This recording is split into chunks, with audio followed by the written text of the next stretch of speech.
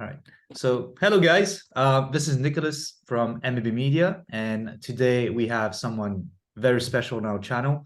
Um, Emily has been working with us for some time now, and she has seen some great results. So we wanted to make this short video so that she could share some, tips and hopefully help out those, other agents out there who maybe are struggling with our leads. So, without further ado, Emily, why don't you start by, introducing yourself and telling us a little bit about, some of the results you've seen lately?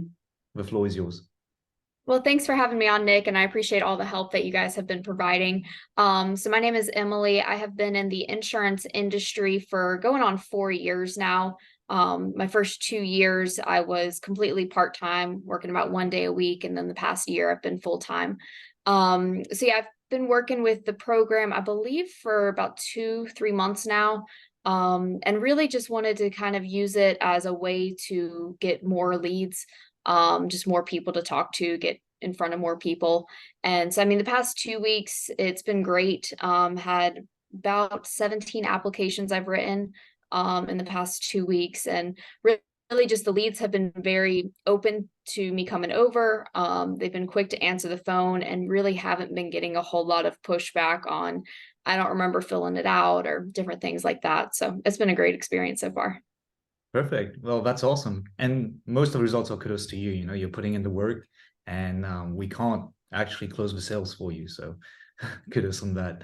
And I mean, some agents out there are getting kind of the same leads as you, maybe not doing it locally in Florida as you are, but maybe locally in other states, and are not seeing kind of the same results as you are. Like, why do you think that is? And what would you say is the main reason for your success with local leads? I'd say the biggest thing is for me personally getting in front of them, just being a real person to see them. And so if I'm not getting them to answer the phone, then I'll go door knock them. Just being persistent in getting in contact with them, texting, calling. They've sent in the forms, and we have very specific information on beneficiaries and hobbies and different things like that. So I'm not scared to approach them since I know that they need help. And so just having that attitude of going out and serving families, finding one more way to help somebody and get in front of them. Absolutely. And since you know some information about their beneficiary, that's usually their foot in the door, right? And Yes. when you do get in front of them, like you said, you've written 17 applications so far. Is it easier to kind of pitch let's say, a higher policy to people in person, you'd say, when you do have their attention? Yes, I think it all goes back to building relationship with them and building the why. If you can figure out what they're trying to accomplish, a dollar amount of insurance means nothing. It's just a nice extra. $10,000 of coverage doesn't mean anything by itself, but whenever you figure out what that amount is going to do for the family, what it's going to mean for their kids, their spouse, whoever they're trying to protect, money no longer becomes an object because the value is outweighing the cost of the premium. So really just building the relationship, whether you're virtual or face to face. I'm a big fan of face to face, but either way, building the connection with the client and then figuring out the why and not taking surface level answers and then giving quotes. Absolutely. I mean, most people just stick to the logical motivation and don't dig deeper to really understand their perspective and why they would really like, they need it, right? You just Yeah. need to frame it in a way that they see what the Yeah. value is, and that's just it, right? Yeah. Everyone knows they need life insurance, but there's a reason they haven't done it yet. So you have to figure out the connection point to get them to move. Absolutely. And relating more to our program, right? Because we send you leads through email and Google spreadsheet, right? How soon after you receive the leads from us do you usually call them? Try to get to them as fast as I can. I mean, I have my specific dial days, so whoever I haven't been able to call yet, I go back and dial through every single lead. in the spreadsheet, but typically whenever a lead comes in, if I'm in the car driving or something, I'll just go ahead and pull up the phone number. Since we have that incredible CRM with the app, I can just go and click on it and call them right from there.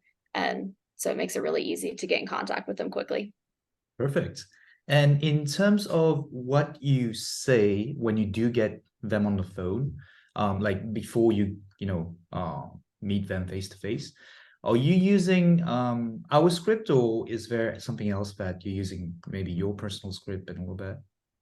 I use your script pretty much word from word. Now once it's the initial piece of the script, and then in terms of booking appointments, that's previous scripts that I've used. But at the beginning, how I introduce the phone call is word from you guys.